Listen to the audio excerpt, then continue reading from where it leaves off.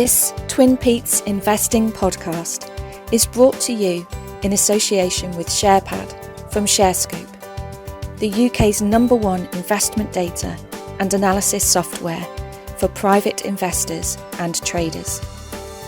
Visit sharescope.co.uk and discover the advantage.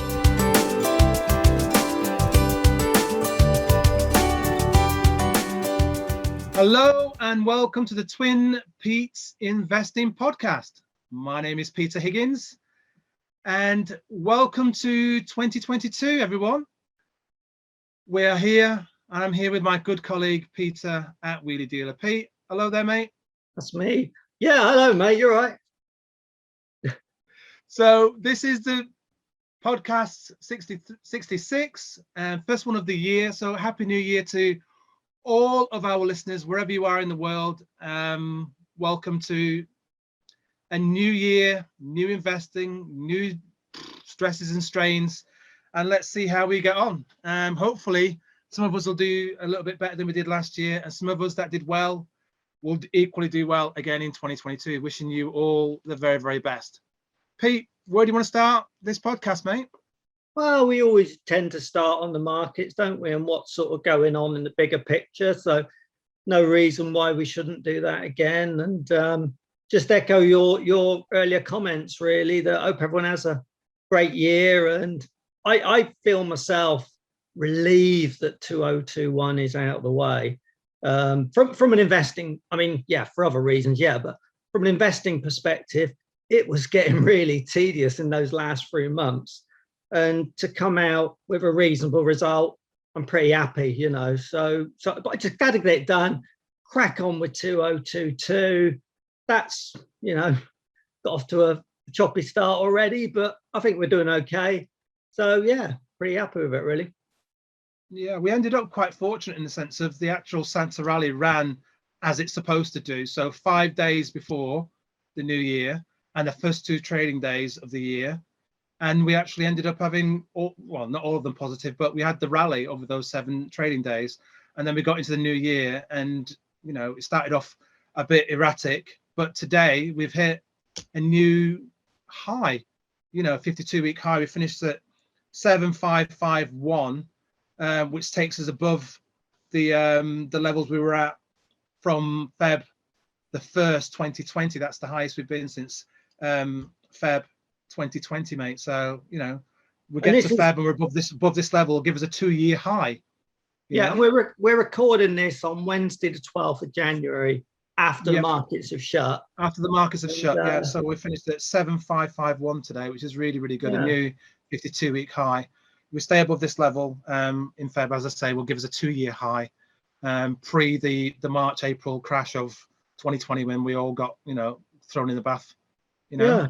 Exactly. It's funny because I've been saying to quite a few people that I've often found with January that I seem to go into it for the first few days because of the Santa Rally, whatever, doing okay and, you know, looking pretty good.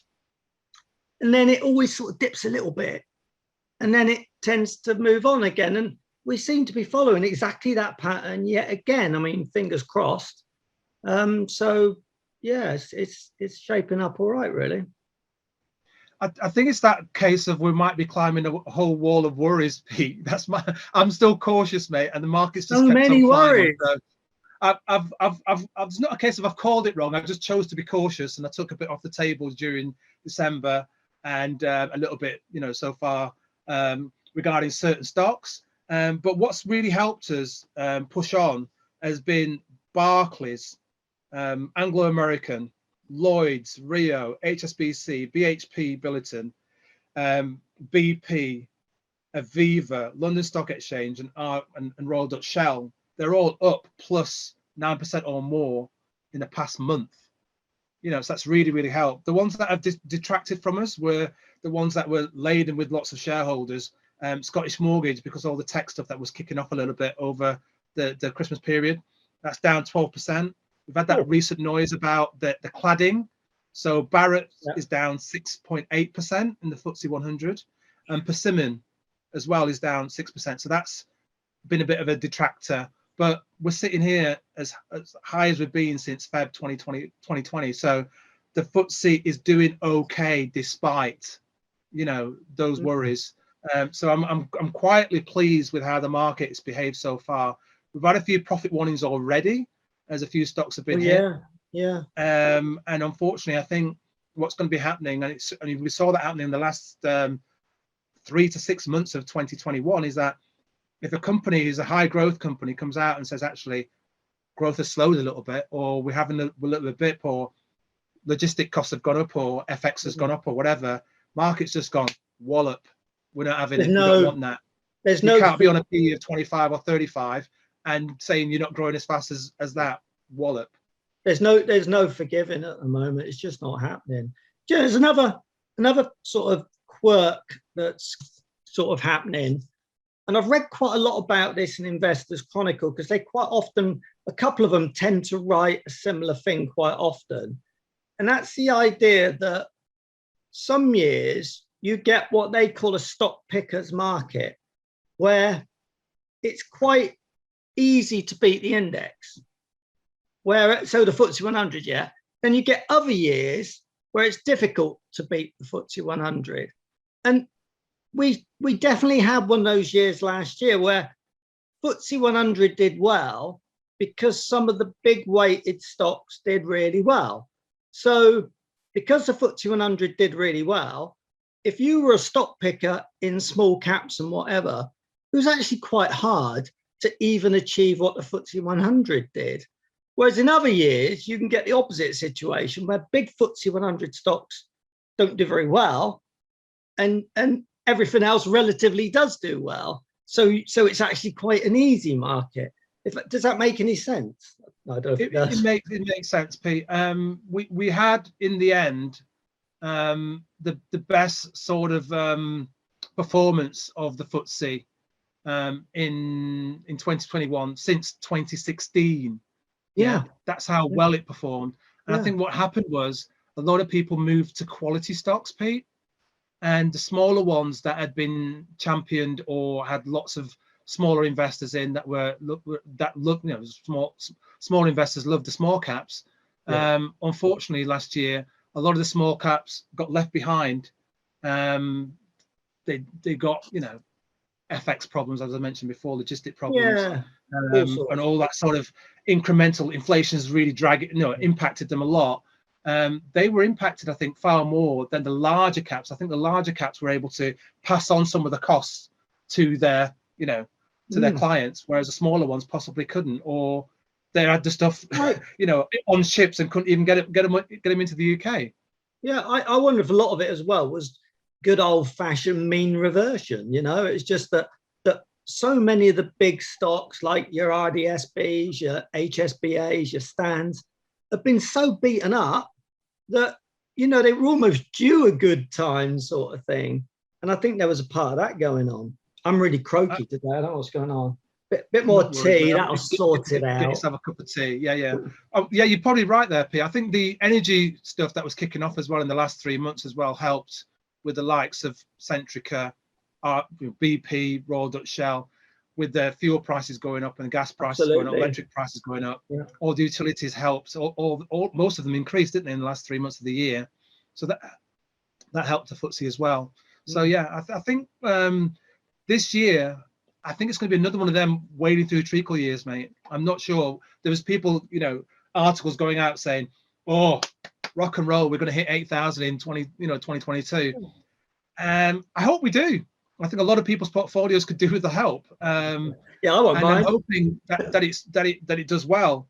But I'm not celebrating yet. I want us to get over the next resistance level on the FTSE 100, which is 7,674. That's the next biggie. Right. We're at 7,551 right now, the close today. That's only 100 and odd points away. So if we can get that, run our way, mate. From memory, I think the all-time high is a little bit over 7,900. It's about 7,912, I think. We're not far off that. It sounds ridiculous. We're not far off whatever it was, mate. And this is the beauty. You know, if you think about it now, we're sitting where we are at 751, right? We're less than 4% ish away. Yeah. and that's it. Bang. We've not. It really is nothing. It really is. It doesn't sound like much, and it shouldn't really be asking much. That's the FTSE to go up, more than 5% in the course of a year. But I'm not going to put my hat on it and go, yeah, that's going to definitely happen this year, because I don't know what's going to happen next. And as you've touched on before we started this podcast, Boris is hanging on in there by his fingernails. We don't know what he's going to say next. So we don't know what's going to happen with this market, mate. I can't see him lasting much longer, mate. As we talk tonight, I think he's. My expectation is that Boris will sort of be forced out or have to resign or whatever, but he'll hang around for a while, maybe to the autumn. So it'll be like a caretaker prime minister to get through the problems while they line up another leader and switch over. That's what I think is going to happen. That's guesswork, you know what I mean? I don't know. As I said to you before, I don't like politics hanging over my investments, but it's part and parcel of the territory nowadays, isn't it? It's a nightmare. I think the thing that we found with the Brexit stuff was that you got to watch the pound, and that when there's bad news, it tends to hit the pound. And perversely, the FTSE 100 seems to like that, but the smaller stuff, the FTSE 250 and the small caps and that, don't like that so much. That's what we seem to have found. So it's that pound you got to watch. Yeah, I agree with you. I agree with quid you. in your pocket. Yeah, because it's getting eroded by inflation. I saw talk about, possibly going up to 7% and more. I'm like, it's going to start hurting people's pockets. And then we've got people's, gas and electric bills going through the roof, But so I think we're going to have the lower end of people's budgets being squeezed, and the rich are going to get richer, unfortunately. I was thinking about this the other day because we mentioned before the call about Games Workshop, and it had results this week, and from what you're telling me, it disappointed the market and whatever. What struck me about that was that if people's incomes get really squeezed, are they really going to be going out spending a hell of a lot of money on a Warhammer figurine of some sort? I don't know. Maybe they will, maybe they won't. But I think there could be a lot of these kind of things that have sort of done well, but may come under pressure because people just don't have the money. People are going to prioritize, Pete, on staples, stuff that they must have. The people, especially the people that haven't got the spare cash. Exactly. People that invest in hobbies, they tend to invest in hobbies. They tend to continue to invest in hobbies. Hobbies are quite sticky, aren't they? Yeah, they're quite sticky. Yeah. I think what the Americans call it, and we put it in certain places, call it discretionaries. Discretionaries could be impacted, of course they could, but you're still going to need your staples, which is your goods. You're still going to have to eat. You need your grub. You're still going to have to do your shopping. You might choose to stop shopping at Marks and Spencer's now and Next, and choose to go to Aldi and Lidl and Netto or whatever it is. But you're still going to have to warm your house and feed your family and yourself. So exactly, discretionaries could be impacted. But saying that, Pete, the stats that we saw for the end of the year, for the number of people that were buying Rolls Royces and Teslas and luxury cars and luxury goods, was going through the roof. So you see the big disparity between the rich and the poor. Do you know what? This is a subject that I've had on I've got my magic list. Here's my magic list of potential topics to discuss. And one I've had, a recurring one that we never talk about, is the idea of wealth inequality. And that it strikes me, we're in this situation globally where the difference between the poorest people and the wealthiest people is probably at one of the highest levels it's ever been. It's probably back to sort of 1920s Great Gatsby, your flash Rolls Royce cars for the people who've got the money, and everyone else, hasn't even seen a car, and they got a donkey if they're lucky, sort of thing. and the rich one, the relatively rich poor people have got donkeys, and if you think about it, whenever there's been historically these big disparities in wealth, it's never ended well. Look at 1930s, well, look at 1920s, look at 1930s. I just wonder if we're, not now, I don't think any of us need to worry today, but it makes you wonder if over the next 2-3 decades or something, is there going to be something goddamn seismic? I think it potentially could be. I hope there's not going to be something seismic, Pete. I think there's going to come to a situation where, you know, we as communities and the politicians get involved, where they actually support the people and the communities that are, you know, that are stretched, that are financially, you know, on unstable ground. But we've not seen much of that in the past year and a half, and as such, I'm hoping we'll see more of it. And hopefully, you know, we're in a situation where we don't go into further lockdowns, mate, because more jobs will be lost, more people are going to be put on the scrap heap regarding jobs being cut and all the rest of it. So hopefully, Pete, this is a year where we actually transition away from the COVID conversation and the Omicron conversation, and actually go back to people returning to work, returning to their offices at some point during this year. I'm fed up of it, to be fair. I want to get back to some sort of norm. I am, Pete. I just want to get back to, I know the feeling. Normal.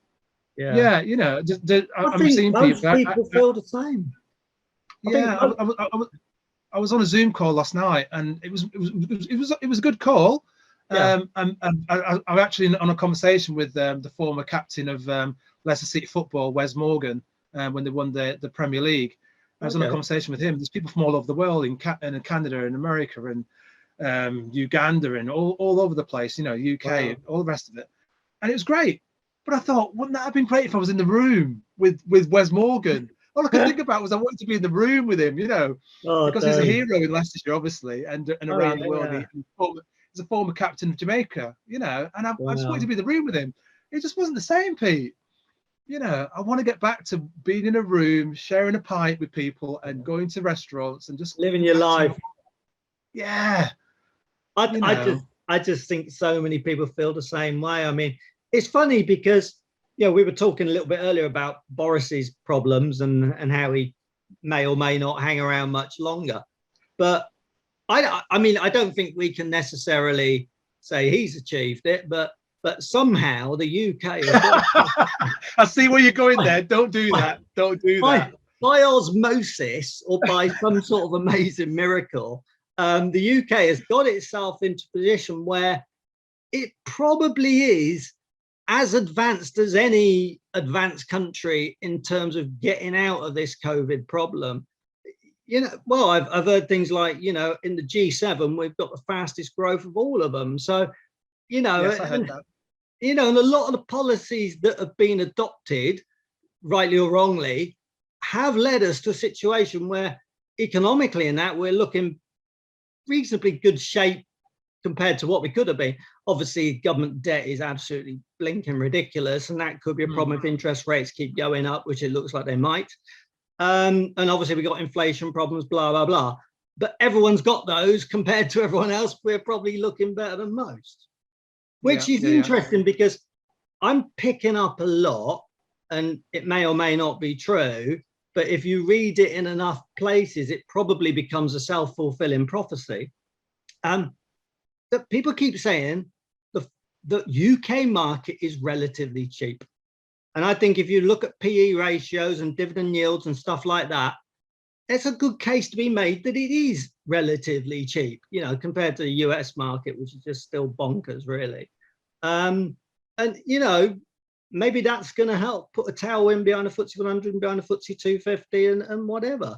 But as you said before, as you implied before, I think there is going to be a lot more discretion from buyers of stock. So I think last year, running up to sort of March time, you could buy any old junk and it just didn't matter. It went up, and then it got a bit harder. And I think we're in this a bit harder stage. I think it's going to separate out the, you know, the goats from the sheep, you know. I'm not sure that's that right phrase. I've seen the articles as well, Pete, saying that the FTSE is cheap. It's been that way for a little while. As I was saying to you before, it had its best year since 2016. So, you know, all that Brexit stuff hopefully is going to be less of a drag going forward. Obviously, we had loads of stuff going on regarding M&A during that year as well. Globally, there was, what was I saying, the value of M&A globally topped $5 trillion, Pete, for the first time ever. Mega. Yeah. So that's really, really going some. And we still managed to underperform most of the markets, even though it was our best year since 2016. So I'm just rush these stats out to you, Pete. So 2021, right? S&P 500 rose 26.9%. Okay. Nasdaq 21.4, Dow Jones 18.7, or there or thereabouts when I last looked at the numbers. Russell 2000 13.7%, right? The CAC, Russell 2000. Sorry, Russell 2000. US small caps. US small caps, yeah. 13.7. The CAC plus 29%. That's almost double what the FTSE 100 did. Okay. Stock 600 European or blah blah blah 600 plus 22, and the DAX 16%. Yeah. So we still underperformed most people. What did the UK FTSE 100 do? 14.3. Plus dividends, is it? Yeah. Yeah. So probably about 18 with your dividends and stuff. Wow. Yeah. Yeah. It's... So we've got room for improvement, Pete, and I'm hoping we will get there over the next couple of months. There's going to be a few tribulations as well, because everyone's worried about whether or not the American markets are going to roll over because they've been on such a tear, and the tech stocks have been on such a, Apple, Amazon, Tesla, absolutely been on fire last year. If they roll over, they'll take us with them, and we're back to square one. We're back to 7,000 again, rather than looking at 8,000. I keep thinking with the Nasdaq, and again, it's just my hunches, so it probably don't mean a lot. But I just wonder if we're going to see the Nasdaq go into a bit of a sideways move, just a sort of sideways range for a while, between its all-time high and a little bit below, like we tested a few days ago, and just see it go sideways for a bit, a typical sort of consolidation move. I think that would be quite likely. It's possible. I think the interesting thing will be the stocks that's underneath the top 10, that everyone always talks about, how they perform, and whether there's any companies in that sort of 10 down to the top 50 that actually accelerate across the board tech wise to push the S&P 500 higher as such. It's going to be very, very interesting. You're going to have to watch the sort of stocks that are above, that fall below the the standard moving average, Pete. Yeah. Or the exponential moving average, and see how that does. Yeah, that makes sense. That makes sense. Yeah, I think that's one thing to keep an eye on regarding those sort of levels, mate. Yeah. I mean, one thing that I keep saying, and I know I get bored repeating it, but I'm still nervous about end of February, March sort of time. We so often get a sell-off then, and we're due one, because last year, the S&P 500, its biggest drop through the year was just 5%. That is historically very unusual. Normally there's a drop of 10% or whatever. And I just feel that we're due for a bit of a kick. And that springtime is always an iffy time. So that's my playbook. I'm sort of looking, towards the end of February into March, I'll be looking to think, what do I want to top slice? What do I want to sell? Getting ready to hedge if I need to, kind of thing. Yeah, I think the other thing to put in the equation, Pete, is that the talking on both sides of the pond here about interest rates incrementally being pushed a little bit higher. So that could almost, take the wind out of the sails of most markets in the US and the UK as well. Yeah, it will help banks. So it'll help banks. Yeah. We spoke about banks possibly having a good year this year already, didn't we? We spoke about Lloyds, HSBC, BARCLAYS standards already, possibly having a good year. It could well be the case, mate. Yeah, I think it makes sense. So, yeah. So, mate, what other stuff do you want to roll on to? I want to pause here and actually just bring people up to speed with what happened with the Twin Peaks Challenge, Pete. Get it over and done with. Yeah, brilliant. Yeah. So we finished it officially on Sunday of a couple of days back. We did a last little push on it across the social media platforms, and we had a few more people added to it. Fantastic. We did extremely well. We've got some very, very generous podcast listeners. So I just want to whistle through some of these individuals that made a donation over the past 2 weeks. We had Whittam Rocklaw made another donation of £25 plus £6.25 gift aid, and said, "Good work, well done." Terry made another donation for us. Nice one. It is a pleasure to give something back for gaining market and investing knowledge. Thank you very much, and Happy New Year to Twin Peaks and Memphis, and take care. I made another donation in there as well. Another £100 and £125 gift aid. My words were a huge thank you to all those that supported this charity fundraise for disabled children supported by Memphis. Your kindness means more than you could ever imagine. Kindness matters, inclusion matters. So that was £100 and £25 gift aid. Claudio missed another curry night, and he wrote, "I missed another curry night, but I did have coffee with friends. So here's a final £30 plus contribution to the TPI challenge. Congratulations on the 20k raised for Memphis, a cause close to my heart. Respect. £30 plus £7.50 gift aid." Scott Porter, thank you very much. Great work, guys. Here's another little bit towards your final total, £9 plus £2.25 gift aid.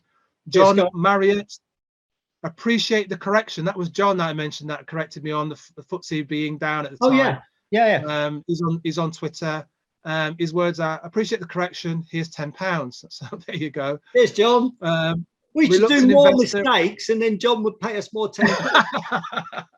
I'm sure there's one or two on here as well, so he might be able to make a donation. Reluctant investor, thank you ever so much, mate. Another £100 and £125 gift aid. Katarina, our good friend at _MTAUS in Australia, donated $50 Australian. Thank you ever so much, Kat. Awesome. I've no idea what that means, but brilliant. Such an important cause. Glad to help where I can. Thank you. Steve at Laird Elmsky Robinson. We know Steve. Hi, Steve. We know Steve. I spoke to him recently. Yeah. This is my penalty for not listening to the last few episodes. Well done, guys, for supporting such a fantastic charity. £20 plus £5 gift aid. Brilliant. We had the lovely, adorable Annabelle Brody-Smith from AIC made an anonymous donation, a very generous one. Thank you ever so much, Annabelle. Really appreciate your kindness there. Thank you.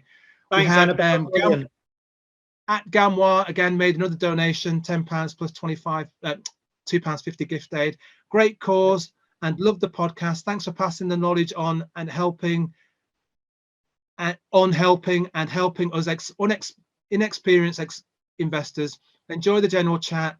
Wheelies interruptions and conquers patience! Exclamation mark. I don't know what he means. Oh boy, you do. At Scrumpy222 made another donation. Thank you ever so much, Scrumpy. £5 plus £1.25. Phil Orchard. Thanks, guys, for all your time and effort with the podcast. They don't just entertain, they really help, and you should be well proud of the donations raised for such an important cause. Thank you. That was £50 plus £12.50 gift aid. Cheers, and Phil. Finally, Kevin Investing 86 on Twitter. Thanks, guys, for all your efforts. Really enjoy the podcast. Keep up the good work. Good on you doing your fundraising for a very good cause. Thanks, mate. And all of you lovely people, ladies and gents around the world who have made donations, have enabled us to raise £20,000, £589 and 19 pence, plus £2,884 and 78 pence gift aid. Ladies and gents, we have raised over £23,000 with the amount of money donated and the event that I put on early part of this year with at Lemming Investor at Elric, and a lot of donations via Elric as well regarding the subscriptions that he gave, and lots of really, really great individuals that work for certain companies, such as the individuals that work at London South East, that work at ShareScope, that work at Poolbeg Pharma, Open Orphan, that made donations regarding the particular event that we did. Substantial amounts of money they donated to us because we put that event on. So I want to thank absolutely everybody that enabled us to raise that £23,000. That money is going to enable us to go away.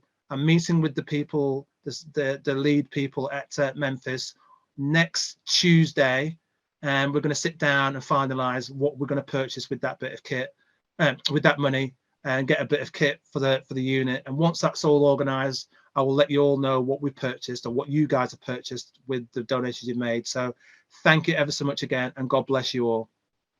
Absolutely brilliant. Thank you to everyone. I mean, it's 23 grand. That's a damn good effort. I'm well impressed.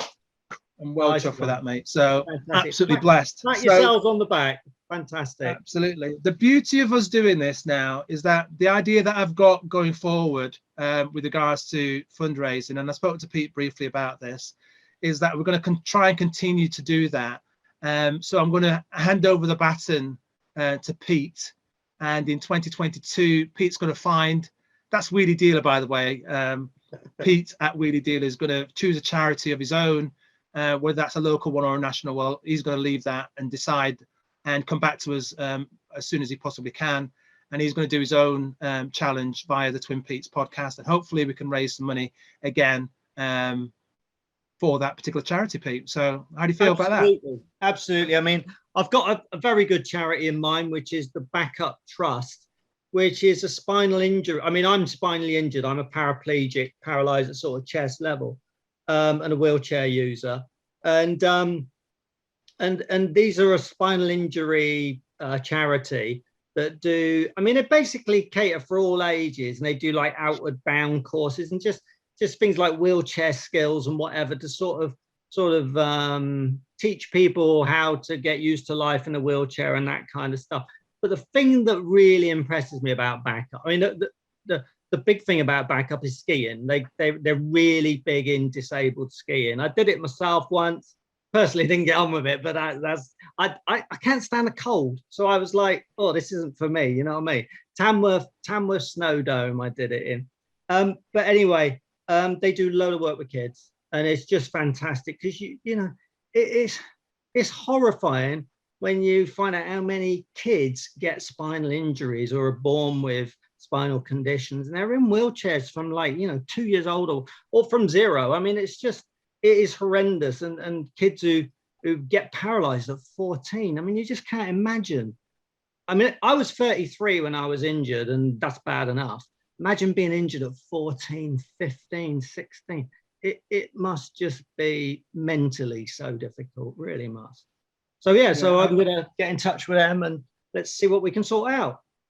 Cool. I've got to say, we went in December to Tamworth Snow Dome. My daughter, phrasing, man, as she does, was like, what do you want to do for your birthday? I want to do this, this, and this, and I want to do this. And I said to my missus, what? She's never done any skiing before, never ever. Yeah. That's what she wanted to do on her birthday. So we went over there.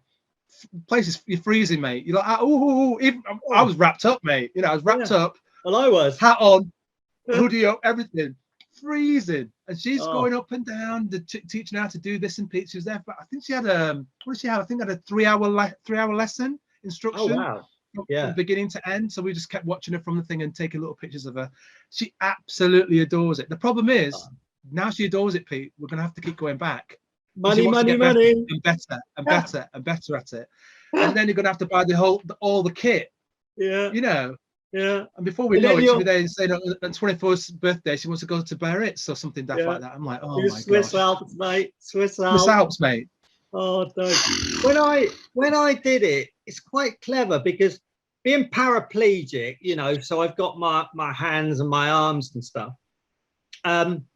They put you in this thing called a mono ski, So it's like you sort of sit in it and your feet are outstretched in front of you and they're sort of like in another little sort of like box thing, whatever it is. And you're on a single ski and then you've got two little poles that you sort of push yourself around with and, you know, you go downhill. But it's all about balance. And I just got so frustrated because I kept falling over and I couldn't get myself back up. And they'd have to come and help get me back up, you know. But funny, it's called the backup charity. That's obviously why. But I kept falling over in it. So it's just, and with the cold, it just sort of drove me mental by the end of it. I was just, it's a different sensation, isn't it? It's a different sensation. Oh. My daughter absolutely loved the experience, and we're going to be going back probably before the end of this month, actually. Oh, I recommend anyone who's able-bodied or paraplegic or quadriplegic to give it a go. You know what I mean? And I can see it becoming a regular fixture, mate. Probably once every 2 weeks in the end. You know, month, then 2 weeks, and we'll see. This is a quick hello to you, our valued Twin Peaks Investing podcast listener. Whatever channel you're listening to, please make sure to subscribe and you'll always be the first to get the new episodes. Thank you for your continued support. You want to do that poll thing you were on about, mate? Yeah. So this was via, I think if I remember right, I think it was via Steve Holsworth, S. Holsworth.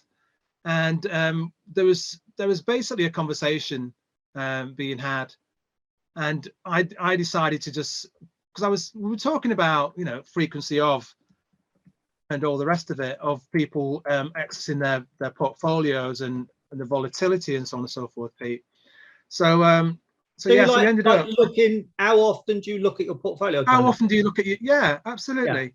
Yeah. So our good friend Steve had put this comment. And he was basically referencing some of the conversations we'd had in podcast 65. Yeah. And Steve retweeted it, and his comment was, when I worked 8 to 5 in an office, I'd be avidly checking the RNSs at 7 a.m. on the 148 bus to Victoria. Since taking early retirement in 2020, I rarely get out of bed before 9:30 a.m. My portfolio performance has rarely been better, and it's much less stressful. Smiley face, sunglasses. And I thought, you know, that's a brilliant comment there, because the beauty of it is, I think the more time we have, and I mentioned about the supercomputer we had in our, you know, in our pockets and on our desk. We're walking around every day. Yeah. Well, no, the phone, Pete. Yeah. We're looking at these apps all the time and going, oh, what's happening here and what's happening here. We look at it all the time. So I thought, you know what, maybe an idea to just find out how frequent people are looking at their portfolios, right? Yeah. So I wrote this question out, and it was, I replied to Steve, and then I asked the question, that is very revealing indeed that your investing portfolio performance has increased since you stopped avidly checking it. Here is a question for all. Since the market's open for 2022, right, and bear in mind, we just had 2 trading days, Pete, right? So this is January the 5th, I wrote this.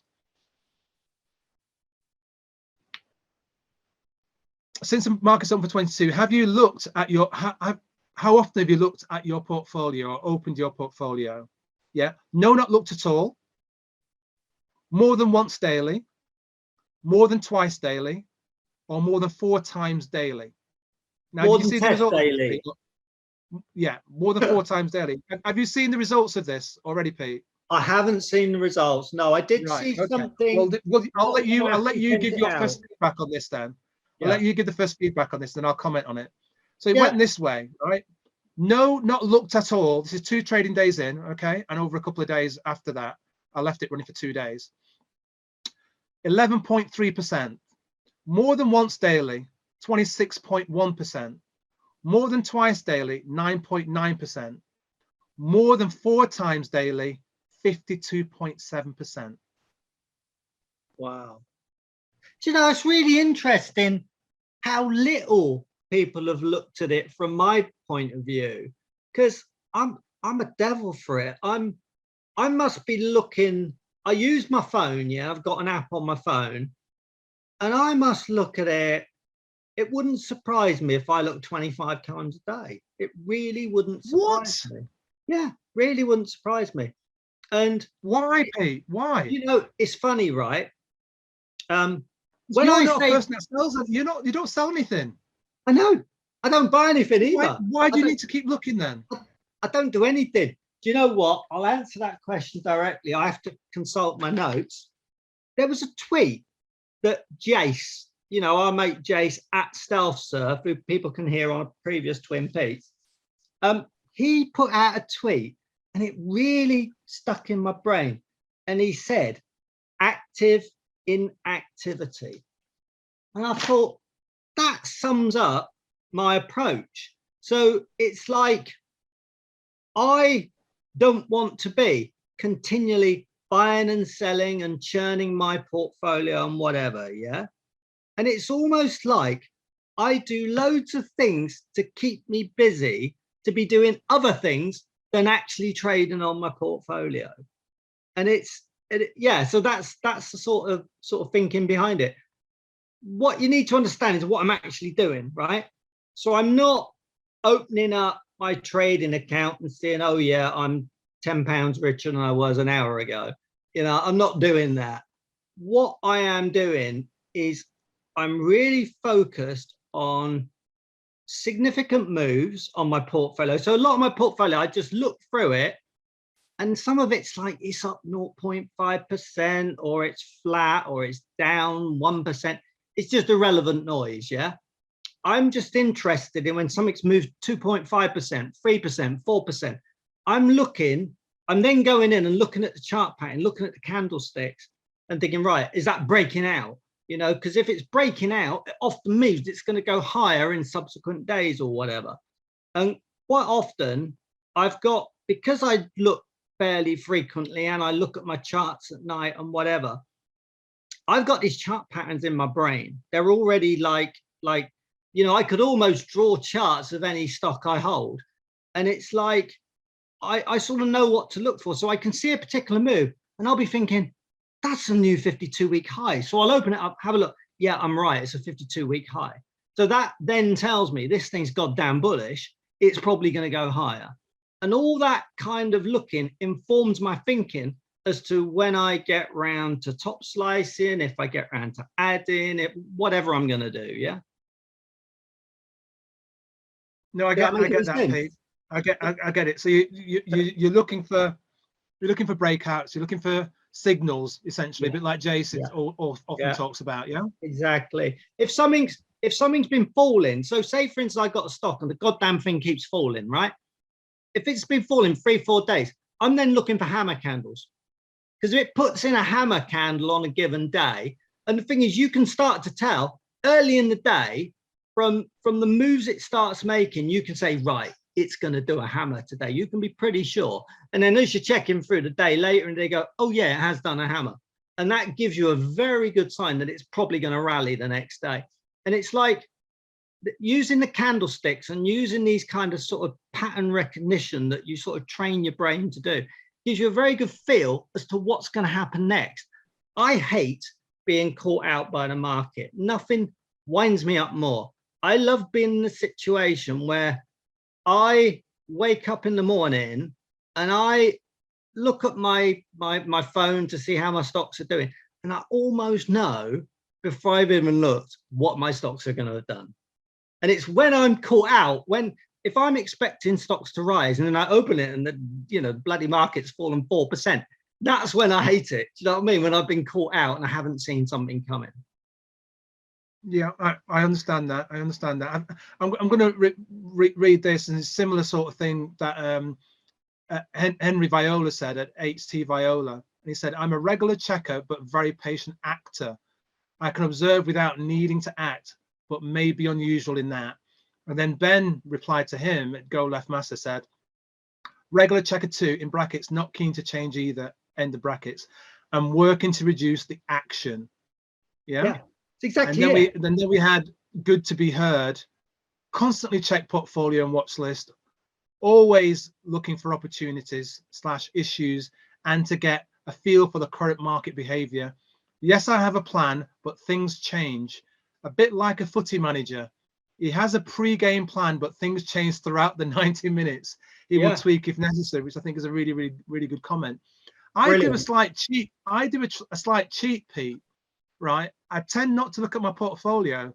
What I do in the morning I think I mentioned this before, Yeah. is I'll open the London Stock Exchange and I'll just look at the RNSs, right? And then the next thing I do is I go to the page after about the first 15 minutes, half an hour, that tells me the largest losers for the whole of the all share index and the largest losers for the AIM.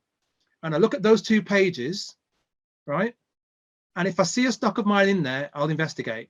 And if not, I'll go off, I chill out, I do whatever I want, and I come back to the markets a bit later on. Yeah.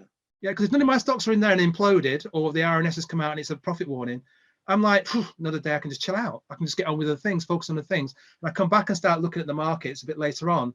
But I tend not to look at my portfolio unless there's a big change on a stock or a big piece of news that moves the stock up 5%. And it's got to be one of my most significant weighted stocks, not one of my small stocks I've only got 1.5%, maybe 2% in.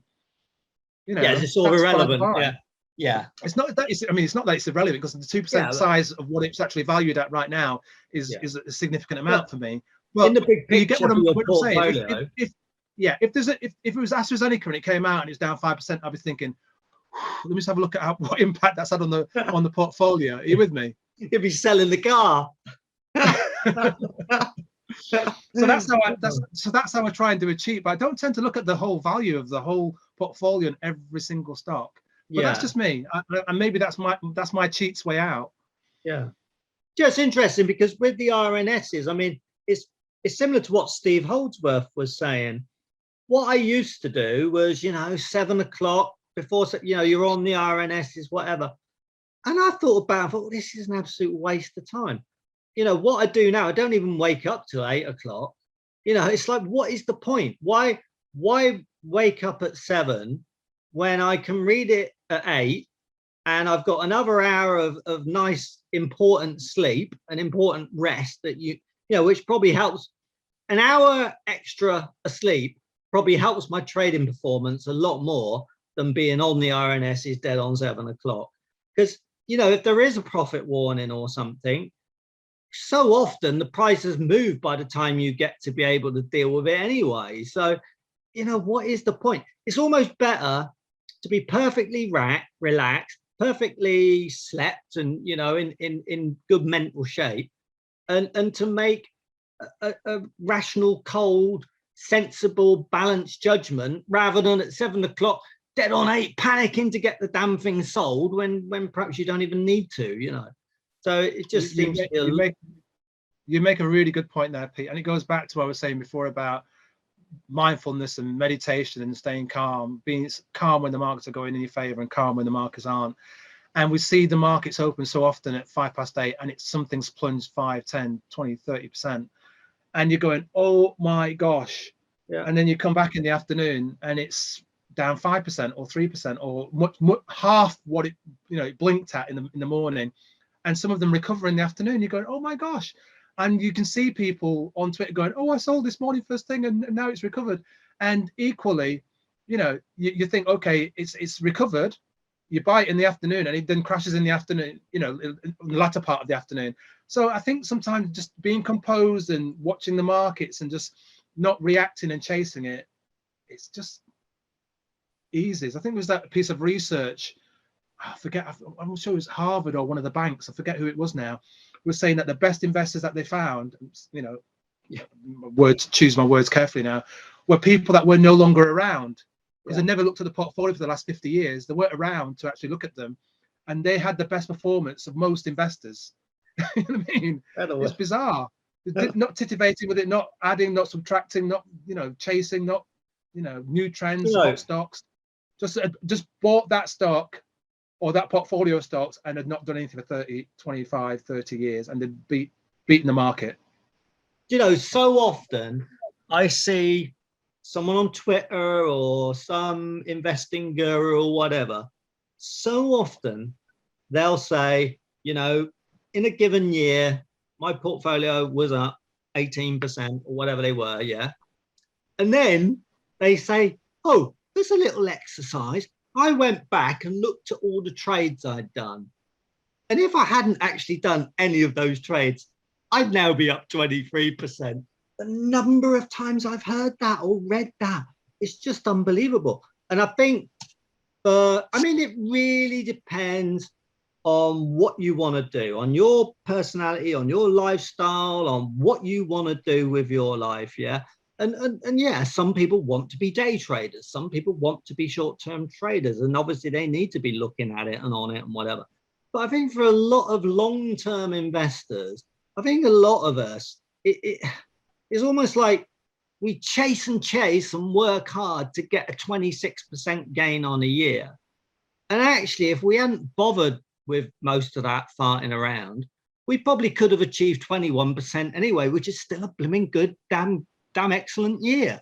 And we could have been down the pub or seeing our mates or going skiing in the snow dome, just doing something a lot more goddamn useful, you know. Life's too short. Absolutely. Life's too short. That's the big lesson. Yeah, you know, yeah. And I think that's COVID, the whole miserable experience of the last 2 years has really taught us this, that, you know, life is too short. The clock is ticking. I know so many of our listeners are in their 40s, 50s, 60s, 70s, whatever. You know, your days are getting more. There aren't as many around, you know. We've got to make the most of it, you know. Yeah, life's for enjoying, which is what I said to you. I want to get back to doing stuff, mate. I want to go on my holidays outside of the UK. You know, I want to do all of that without all these different restrictions and tests needed and blah blah blah blah blah. I want to do all of that. So yeah, let's just see. And you're right. You know, I want to be enjoying my life, you know, as best possible. Exactly. Right, Pete. Conscious we've not really talked about any stocks, mate. So where do you want to start? Well, yeah, you mentioned on the last podcast that we will come up with you, and I'll kick us off with one that I sort of like warmed up to yesterday, funnily enough. Okay. And that is VITEC, VTC, yeah. And it's one I've held in the past, and I, you know, did all right on it. And I remember it went through a difficult period 2 or 3 years ago, I think. But you know, so many of these small caps have this sort of roller coaster over time, don't they? But the interesting thing is that they specialize in camera equipment, and they used to be a sort of, you know, they I think they had, like, I can't remember, like say 3 divisions. One of them used to be things like selling tripods in Jessops and things like that, and they'd have bits doing specialty camera filters or something, you know, whatever. But they also had like a part that was very much about broadcasting and production and sort of high-end expensive cameras, yeah. Anyway, that was the kind of thing they did. But what was really interesting was, I'm pretty sure the update from yesterday said they were trading ahead of expectations. But the bit that really hit me was there was some text in that update, and it said, since the pandemic and with advances in technology and whatever, and the whole way that people are changing how they work and stuff, the market that they supply, as in visual content, has ballooned massively. The demand has really increased. So it's things like podcasts and, you know, obviously that's audio, but from the video side, it was things like social media influencers and more music things and independent filmmakers and God knows what else that needs professional video equipment. One of the things they said was that because more stuff, just like normal things you can buy, consumer items, whatever, because more stuff is going online, it needs professional cameras to take photos of it that then go on the website. And if you think about it, it makes sense. So a lot of their high-end professional stuff is in demand. Now, what's interesting as well that they did yesterday, I think they announced it, they've just acquired an audio company as well, professional audio, like an American company. So they can now supply, you know, audio visual, AV. So I just think that's a really interesting story, and it could have a lot of growth potential. when you look at how companies like Midwich, MIDW, who are big in AV, you look how well they've done over recent years. And it really looks like the market is coming to them, you know? Yeah, you make a good point there. And like you say, there's a lot of tech out there needed. Lots of people using and filming themselves. Like you say, the influencers. And also, Pete, what's happening now is that these companies that can't go to these exhibitions are having to set up and hire equipment to film themselves in their HQs. They can't physically attend these events. Yeah. Yeah. So exactly, a lot of that's going, a lot of that, and people, I spoke to a guy, I think it was December-ish, and he's put in a little mini studio in his HQ regarding his firm. Wow. You know, so you know, SMEs are doing it, so large caps are doing it as well. So there's a nice sort of push regarding that, you know, and it's like a big change. Yes, it's starting up. So it's quite an interesting sort of it's like a big situation going on there.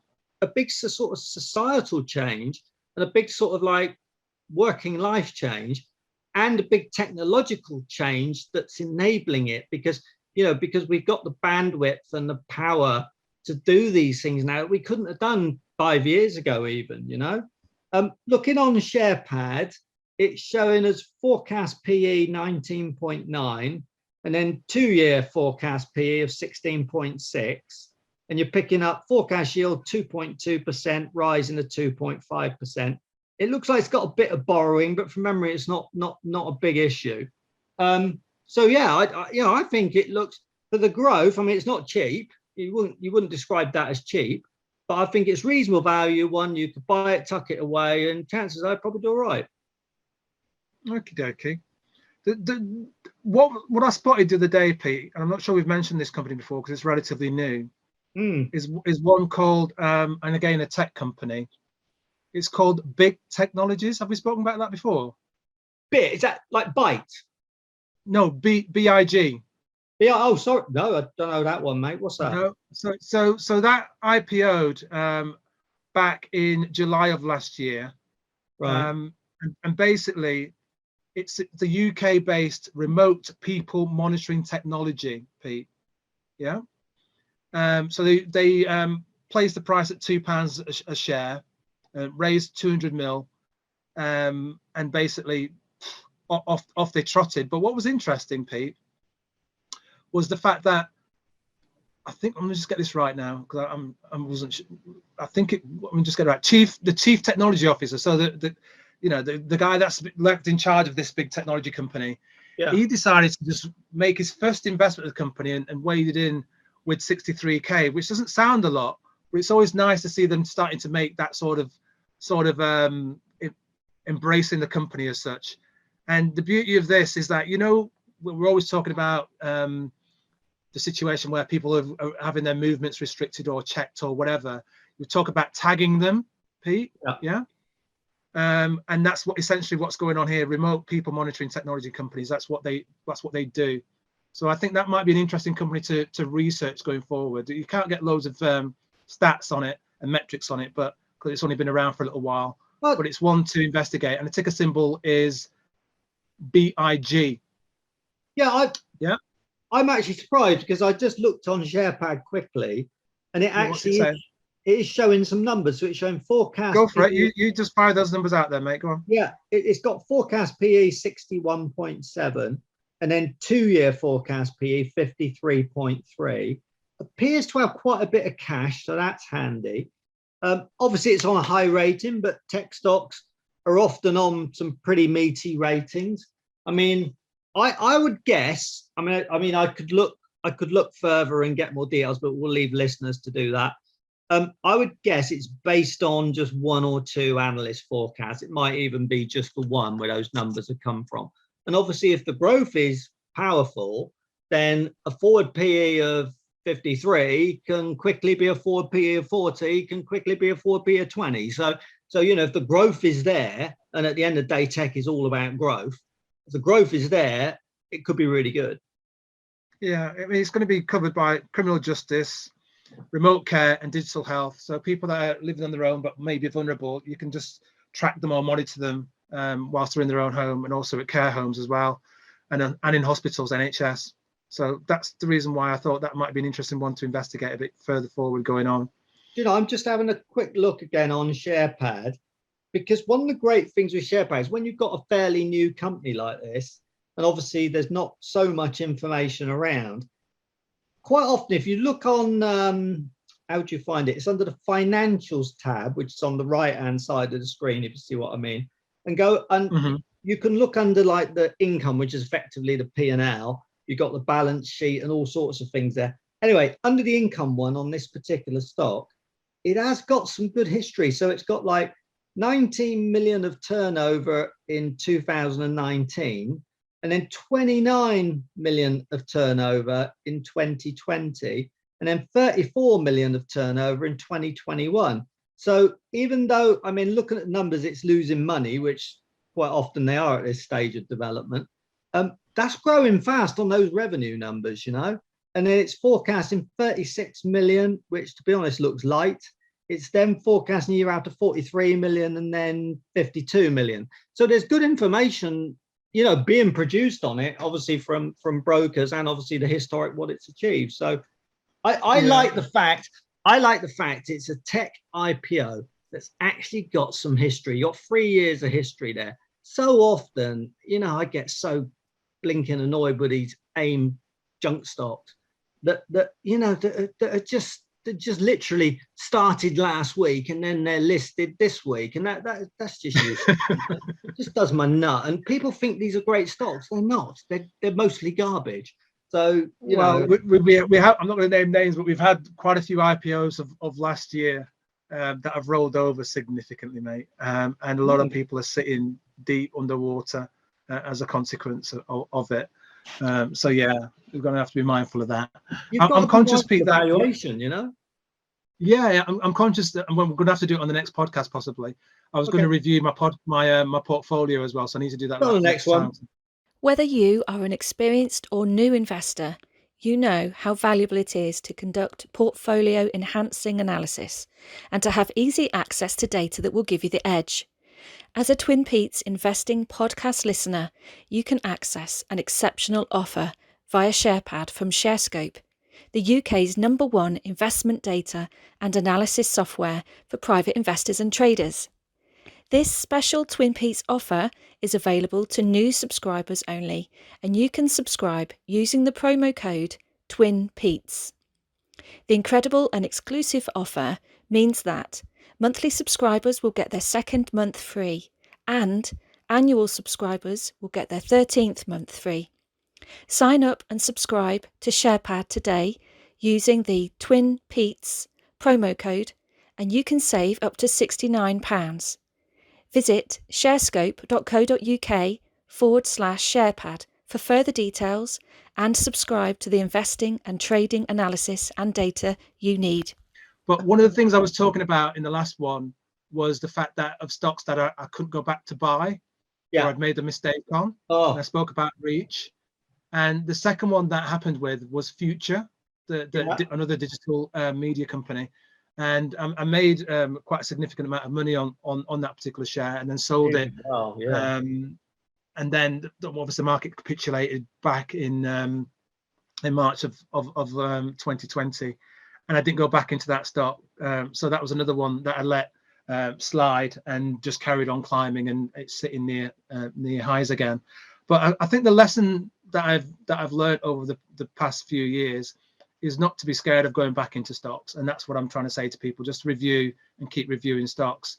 And also, I think one of the lessons that I learned last year, especially with the main culprit being 4D PHARMA, is to be mindful when lots of people buy the stock that you're in. I thought I was in relatively early, and the share price zoomed from my purchase price of 36p all the way up to 180. All the Reddit crew, all the bulletin board people in the US and the UK jumped on a stock, and it absolutely flew when it listed on the Nasdaq. And then it's carried on rolling over, and everyone's going, I don't believe it's back at £1. I don't believe it's back at 80p. I don't believe it's all the way down, mate, back to sub 50p. I'm still holding it, Pete. So what's my error there? You know, I'm always looking at the fundamentals and I'm always looking at the technicals. And what I find best with my stocks, two things, right? Buy the stock, don't mention it, right? when I want to mention it, put out the contract note, right? Because if no one knows about it, they can't talk about it, right? Yeah. However, I have been using the technicals, Pete, and the same thing happened with Loop. Got spanked, went up and came back down to earth and crashed, walloped, right? 4D Pharma's done exactly the same. 36 to 180. Now it's in the 40s today. I've not even looked at it today to know the price. And it's like, well, where's it going to go from here? It's got all this news and all the pipeline and microbiome, this, that, and the other, and all the different places it's going to sit in you know, COPD and all the rest of it.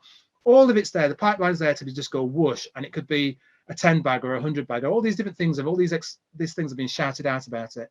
But none of that matters unless the company actually executes and generates revenue or gets contracts with this person and that person and gets that to phase 3. Yeah. The FDA approve it. None of it matters, Pete. Yeah. So I got in early. Should have taken some money off the table when it got ahead of itself. And this is it. If a stock gets overvalued, have the strength and resilience and the objectivity and the integrity to go, you know what? Let me just take a bit off the table. Don't worry about the people on Twitter trolling you going, why have you sold out? You can't sell out. You said this. Just do what it's your money.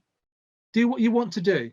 Right? I'm sitting at it now, 36 to 180, done nothing with it. And it's back to where, almost back to where I started with it. Who's the idiot? Who's the clown? Me. Yeah. I mean, I think it sort of links to the conversation we were having earlier, you know, it's like, yeah, I have this obsession with looking at my stocks probably far too often. But the thing is, when I see something like that happening in my account, my brain is thinking, I'm going to need to top slice this at some time. And I'm really on it in terms of that top slicing, you know, and I'm looking at the valuation and I'm thinking, has this now run too far? Is this now too big a position in my portfolio? Was I comfortable holding however many grand of this stock? Am I comfortable holding however many grand more? And quite often I'm just not. And I'm like, yeah, I'm going to slice a load off. I might, you know, take out my initial stake, whatever I'm going to do. But I think you're right, man. Top slicing is absolutely the way to go when you've had these big successes, you know. It's like we get greedy, isn't it? I think so. I think the thing is, if you've got a stock which this is the problem, we've got this conversation about can you over research a stock, right? Yeah. So I've researched 4D Pharma to the yin yang, yeah, and I got to the point in love. Okay, no, I didn't fall in love. I just needed to know that the technology that they had and the pipeline that they had longevity. That at some point or other, they're going to get some of this potential out there, right? Yeah. And what would that mean if they got 3 out of 10 or 5 out of 10? This is a 4, 5, 10 pound company per share, right? Yeah. I'm here but able to buy it at 36 pence because nobody wants it, right? And then everybody's buying it and it's already at £1.80. That should have been, Pete, wake up, smell the coffee, get some off the table now and just see where it goes. And if it goes higher, great. And if it rolls over, you can buy some more back at £1 or 80 pence. Yeah. You know, and I've made that classic mistake of, you know, just being lazy with it, thinking, you know what, I bought this with a view of it being at £3 or £4 in 2022, 23, 24, 25, whatever, and higher. So I'm just going to sit it out and wait it out. And sometimes you've got to be a bit more proactive because some of that potential may never, ever materialize, Pete. That's the other thing. Yeah, that's the exact problem. Do you know, management may not execute. All that pipeline might mean nothing at all. Yeah. We've seen other biotech companies go up, come down, and then go away. Is that going to happen to 4D? I sincerely hope not, but I don't know. No, that makes sense, man. Something else that I've meant to mention on many podcasts and we've never got around to, but it's going to feed in lovely here, right? You mentioned a little bit, you know, a few seconds ago or minutes ago about how DDDD could be a multi-bagger, yeah? And, you know, maybe it can be, yeah? But something that struck me the other day was that I think a lot of us chase multi-baggers. I know there's a certain personality type that absolutely loves multi-baggers. There's nothing better, yeah? You know, if you can get a 10 times, you can get a bagger, it's absolutely amazing, awesome, fantastic. Yeah. But I think we need to think about what that really means, right? And it's like, are you better off chasing multi-baggers and getting loads of 8 times winners or 12 times winners or 5 times winners or whatever? Yeah. Are you better off doing that? Or are you actually better off focusing on the compound annual growth rate, the CAGR, of your portfolio? And I think there's an argument to be made that the more important thing, rather than chasing individual baggers and being obsessed by getting a bagger, if you get a 20 bagger, but it's taken you 50 years to achieve it, the actual CAGR, the compound annual growth rate, is actually going to be really low. That's an extreme example, but so my point is that you could have a stock that becomes a multi-bagger, is up 7 times or something, but you might have held it for 8 years, and for maybe 5 of those years it did absolutely nothing or it fell. So it was actually hurting your returns for 5 or 6 years before it suddenly came fantastically good and you got this amazing multi-bagger. So I think it's more important to think about I look at it as CAGRs versus baggers, and I think CAGRs are more important than baggers are. Did that make sense? I agree with you to a certain extent. The CAGRing of your portfolio and the compounding of your portfolio is very, very important, Pete. I agree with that. I think what happens with me, and I've explained this to people before, is that I have my core holdings. Everyone knows what my core holding is. It's boring to talk about it. And that's where the significant portion of my portfolio is. I do a really, really, really big piece of research on almost every other stock that I buy. Yeah. And then I have a 2% and up to a 4% position in other stocks. And when I buy them new, they can go up to a maximum of 4%. Yeah. I'm buying and selling stuff as something gets taken over, because I've got a lot of stuff that's recovery stocks. And then when they recover to a certain extent, I'll do that top slicing, trimming, and then selling, like I've done with ITV in the past. Yeah. So, you know, for instance, so you're saying about baggers, Pete. Yeah. What carried my portfolio this year was Lake Resources, and I spoke about Lake before. Yeah. And at one stage during the year, it was up 1900%. Yeah. During that calendar year. Awesome. Awesome. But it ended up being up just shy of 1350, so 1350% up for in the calendar year, from the 1st of January to the 31st of December. Incredible. Yeah? So that was a 3.5% position. Yeah. That goes up 13-fold. So you can imagine what that's done to my portfolio, and what AstraZeneca being up 14-15% ish for the whole year. Yeah. And the other things that doubled for me, right? But what concerns me was not the winners, and the baggers of that was my CAGR, but also the most important bit, Pete, was the mistakes that I made, which I've already talked about before. Yeah, I shouldn't be making those. What I see for myself, what I see for myself are elementary mistakes, Pete. Yeah. When something gets ahead of itself, takes them off the table. It doesn't matter whether or not you're looking 2022, 23, 24. If it gets ahead of where it should be, takes them off the table. Yeah. And that, you know, and Lake might be there ahead of its time now. I don't know. I haven't taken anything off the table there, so I might have to consider that as something to do. Yeah. But it's about the fact that every single day of the week, we should be looking at our portfolios and the value of it. We should be looking at a book and reading more and trying to get and improve.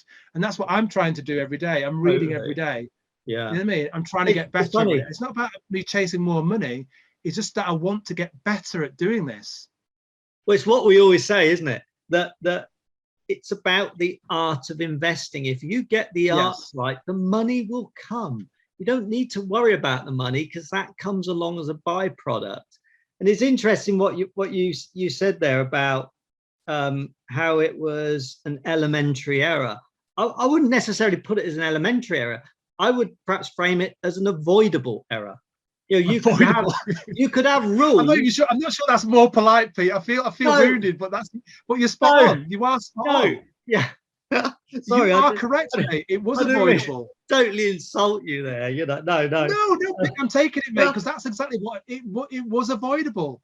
Yeah. You know, when you've read everything around a company, and it comes out with a 4:35, 5 o'clock PM profit warning. Yeah. That's not avoidable. You know what I mean? That's Everything the company said was great, and then it's profit warns. You can't avoid those sort of things. It just happens. Well, happens to all of us. That'll happen, but what you could do is top slice before that profit warning. So if you'd let the position get, how do you know a profit warning is coming? You don't. No. What I mean is, right. So say, for instance, you buy a company and it has good results, and it goes up and does really, really well. Yeah. At some point, you've got to top slice, top chop a bit of that off, and then when the profit warnings come, it won't hurt you as much as it would have done. Do you see what I mean? I get that, but there is that argument about running your winners as well, though, Pete. Sometimes you've got to let them run, because top chopping it does erode your profitability of your long-term holds. Exactly. You know? Yeah, it's funny. It's a difficult one. Talking about the baggers and caggers, the example you gave of your lithium stock, which is absolutely awesome, I would say that's an unusual one. I think to get a 1900 or 1300% return in 1 year is difficult to do, and you've done brilliant to get that. Do you know what I mean? It's an outlier, Pete. It doesn't happen that often. I've had others that have done a similar sort of amount, but not in a year. I've had a few, and I've had a few takeovers that have and stocks that recovered from the lows of 2020 to give me a couple 100% here, there, and everywhere. And it's an outlier. But that's now sitting almost as my joint second largest holding in my whole portfolio, Pete, and it's only been in my portfolio since September of 2018. So that's before. So what you're telling me, look, I'm pointing my finger, right? What you're telling me, that's you. What you're telling me is that you've got a big position relative in your portfolio in a stock that has no control over its end pricing. Yes. Anyway, I'll leave that with you. I am telling you that. And you know what's worse with it, Pete? This is what's worse with this lithium stock is that it's generating bugger all revenue. It hasn't dug any lithium out and sent anything anywhere yet. It's all about partnerships and offtake agreements and so on and so forth. There's another stock called Vulcan. That's up. I can't even think of the percentage now. Over the last 2 years, almost double that amount because of clean lithium. And again, that's not generated any revenue because it's all about electric vehicles. There's not being enough lithium to actually put in these batteries.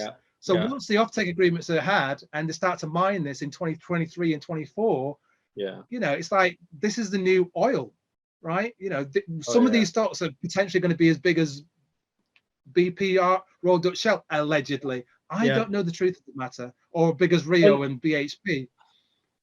And we've got to bear in mind that, I mean, one of the things I'm noticing is that when you look at stocks coming onto the market, I'm noticing more and more lithium plays. It's you know, it's starting to happen more and more. And there will come a point, you know, we're probably several years away from it yet, I hope, or whatever. There will come a point where there is abundant lithium supplies, because no, Pete, there'll be abundant companies listed that are related to lithium, but the abundant supply is not going to be there, mate. There's a complete disconnect. There's a complete disconnect. We'll get Claudio on here to talk about it at some point, or one of the managers. But there'll be a disconnect between now and 2030, 2035 regarding the amount of lithium needed and the exponential growth of electric vehicles. That's the disconnect. There'll be loads of lithium companies. Whether or not they've got the right mines and right locations, they're digging it. A completely different thing, mate. Yeah, that makes sense. Yeah, but I suppose what I want to say about all of this, and just round this off, is that this year will mark 30 years of me learning and being investing, right? Wow. And I'm still making elementary mistakes. Avoidable mistakes, and I need to get better, and I will do. And that's what courses through my veins every day. It's not about more money. It's about I need to get better at this. What am I seeing there? What am I looking at there? Why didn't I see that? Oh, that's interesting. I'm not looking necessarily for new stocks and looking for the next tip by Simon Thompson. I'm not interested in that. You know, in fact, I would prefer him not to tip my shares anymore, because they go up and then come straight back down again after a week and a half, because the traders have jumped in on the merry bandwagon and then sold them again. I want my stocks to be left alone. Yeah, I buy them, I'll put them out on Twitter when I'm good and ready, and I'll put the contract notes out so no one can say, oh, where does that come from? And people going, oh, but you bought that ages ago, why are you telling us about it now? Because that's what I'm free to do what I want to do with it, you know. And the stock was there for you to research as well, and to have found it on your own as well. So absolutely, get on with it. No, it's funny because the thing that strikes me about, you know, the elementary mistake is that the way start calling me Watson and you call yourself Holmes. Whereas we're going with this. Let's change the podcast to like the detective's website. The Bloodhound website, Bloodhound podcast. Right, yeah. Anyway, get on with it. Yeah. What you could do is, I'm going into Greek mythology now, is the old Ulysses Pact. So what you do is you create rules that stop you doing something that's not so good. So what you could do is create a rule and say, whenever I buy, you know, a speculative high risk stock, as soon as I'm up 300%, I sell a third of my position. When it gets to a 500% gain, I sell another third of my position, or whatever. So you create rules in advance and you then follow those rules strictly. Yeah, and it goes back to that adage, Pete, of being extremely disciplined. Well, yeah, we don't do that, mate. We don't do that. Yeah, and that is what is needed, mate. That is what's needed. A lot of discipline, mate. Exactly. Mate, we got time. We got time for another stock. Yeah, let me just do this quick one, because I promised I was going to talk about an overseas stock. And the reason why this one's come on my radar is because back in the day I had SAB. Remember SAB, Pete? Miller. Before he got taken over the alcohol company. Yeah. Booze. Yeah, booze. This one's called Brown-Forman alcoholic beverage. The ticker symbol is BF.A on the New York Stock Exchange. Yeah, it's a very, very large company. Ended up last year with £4.5 billion in revenue, and it's sitting at the moment, Pete, near its I think it's near 52-week lows. Let's have a look at the range here. The 52-week range is $60.73, $76.15. Market cap at $31 billion. Pays a tiny little yield. Over the past year, 12 months, it's down 12%. And it's got me looking at it and thinking, you know, it's got a portfolio of premium brands. One we'll definitely know, most people know about, is Jack Daniels. And it's heading more and more towards taking advantage of the premiumization side of things, Pete. Yeah. And obviously with the bars and some of the restaurants in America being closed and around the world, it's impacted their revenue a little bit. And obviously the travel and the retail side of business, people are drinking less. But I'm not sure that's been offset by people drinking at home. So the numbers that came out in October, it were basically slightly below market expectations, and the stock price has carried on drifting since then. Right. Yeah. But there's growth in developed markets and there's growth in the emerging markets, and hopefully once the travel retail side of things open up again, they'll start to accelerate the profit margins again. They generate loads of free cash flow. And it's just a behemoth company, and I personally think it's one of them which will either get bought by somebody else or they'll be engaged in a merger. And sitting at near a 52-week low, I think there's an opportunity there for that stock. So I haven't bought it yet. I have got my eye on it, but I think it's an interesting stock if somebody's looking for a US stock that's not a tech related stock. Yeah. But a consumer. And it goes back to, will people keep drinking? I think, you know, what do people do when there's stress in the markets or in their life? They smoke, they drink, they party. So that's one I've got my eye on. No, that's an interesting one. just having a very Does quick, it come up? Does it come up on ShareScope, by the way, Pete? Can you find it on there? it does, because it What does it say? it does have American stocks, but what it's showing is a historic PE of 37. It's not showing, okay. It's not showing forecast PEs. Now, my hunch is because that is probably because the company hasn't given guidance. You get in this situation a lot when you get these companies that are just so uncertain as to what their market is doing because of lockdowns and God knows what else. A lot of them are not giving guidance, so the analysts aren't doing forecasts, and I'm seeing it a lot. So, I mean, there is the historic information. While I'm on it, just mention it very fast.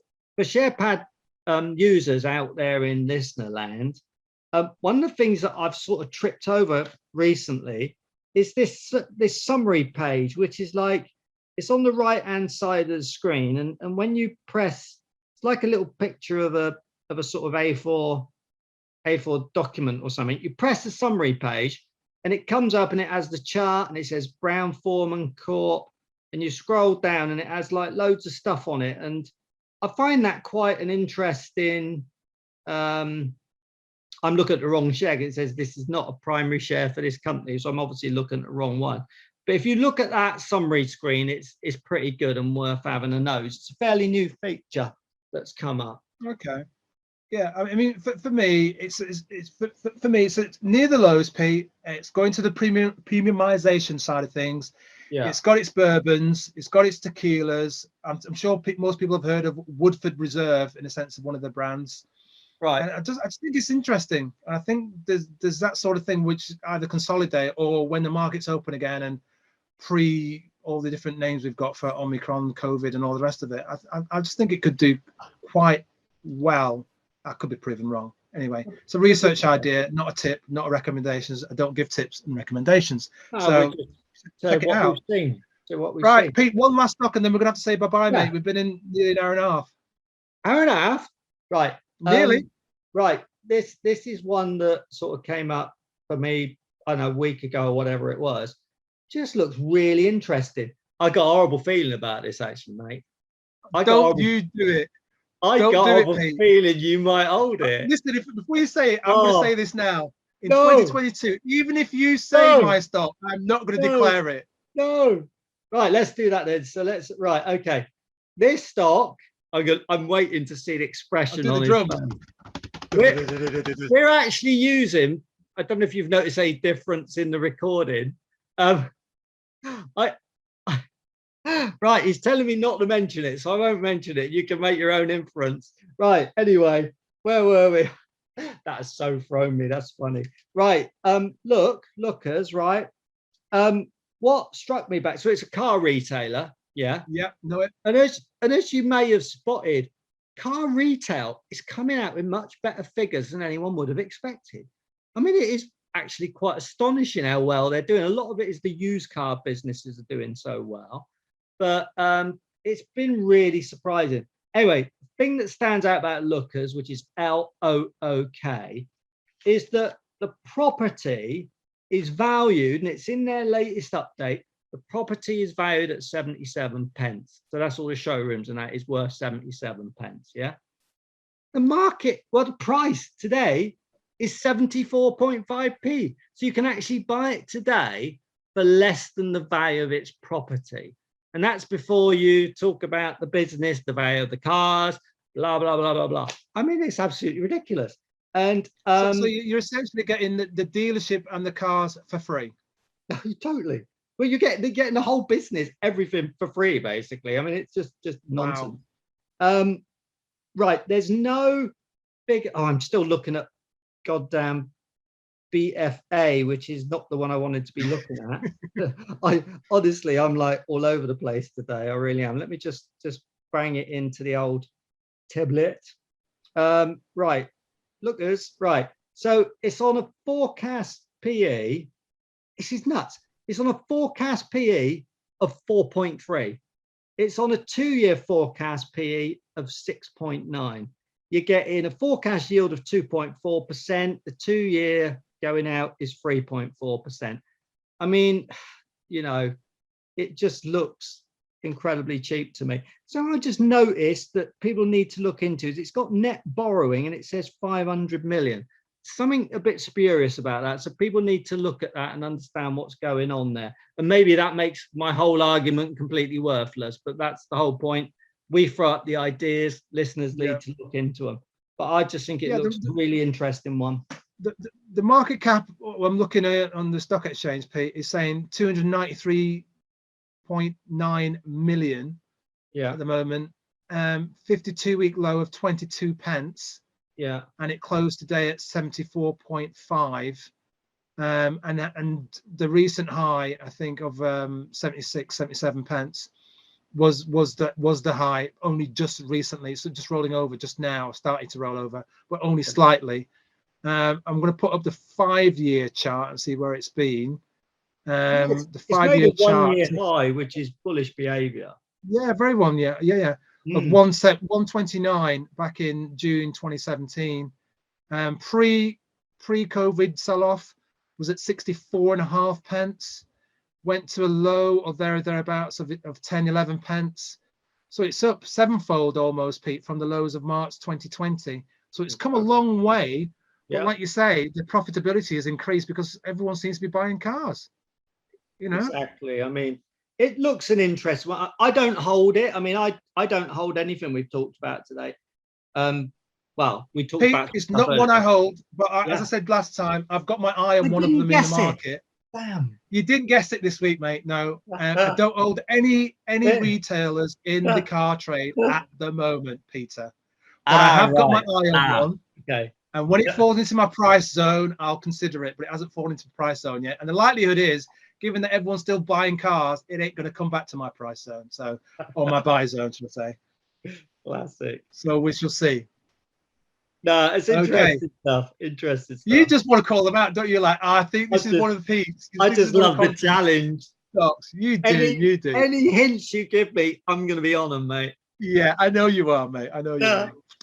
Right. Dear. Ladies and gents, we hope you enjoyed that little global journey of investing that Pete and I have just took you on. The US, Australia, Argentina, where Lake is, and others, and also talking about alcohol, which we seem to do a lot of late on this podcast.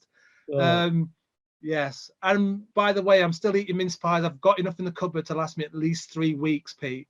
Wow. Yeah, my little tummy is getting rounder by the day, but my weakness is mince pies, and I will carry on eating until they're done. I won't be buying any more, but I'm still eating mince pies.